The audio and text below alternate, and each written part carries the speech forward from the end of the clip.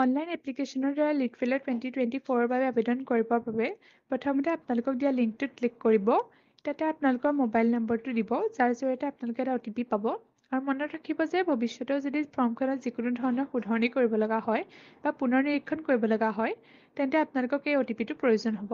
সেয়ে OTPটো ভালদৰে ৰখাটো প্ৰয়োজনীয়। এপ্লিকেশ্যনখন ফিল কৰোঁতে সকলো নিৰ্দেশনা ভালদৰে পঢ়ি ল'ব আৰু ফৰ্মখন ব্লক লেটাৰত ফিল আপ কৰিব।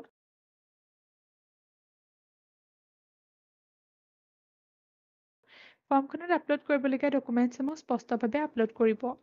আপলোড কৰিবলগীয়া তথ্যসমূহ হৈছে ষ্টুডেণ্টজনৰ এখন ফটো, ঘৰৰ সন্মুখত ৰৈ থকা এখন ফটো, আৰু ঘৰৰ সন্মুখত ৰৈ থকা এই ফটোখনৰ কেইটামান মন কৰিবলগীয়া কথা হৈছে যে এই ফটোখন ষ্টুডেণ্টজনে মাক দেউতাকৰ লগত ঘৰৰ সন্মুখত একেলগে ৰৈ মাৰিব লাগিব।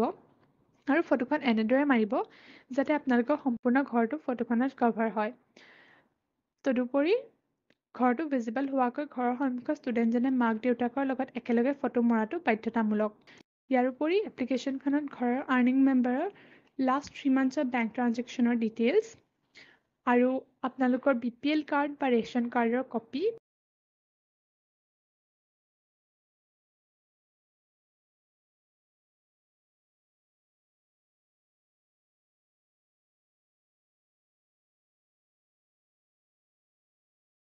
তদুপৰি ফৰ্মখনত থকা হেডমাষ্টাৰৰ চাইন অপশ্যনটোত হেডমাষ্টাৰৰ চাইন আৰু ষ্টাম্প থকাটো বাধ্যতামূলক।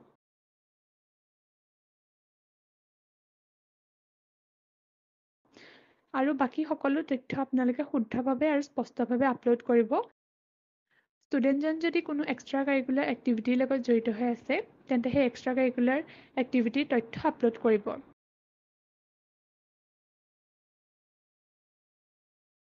শেষত তলত দিয়া লিংকত গৈ আপোনালোকে হোৱাটছএপৰ যোগেদি ফৰ্মখন ছাবমিট কৰিব পাৰিব।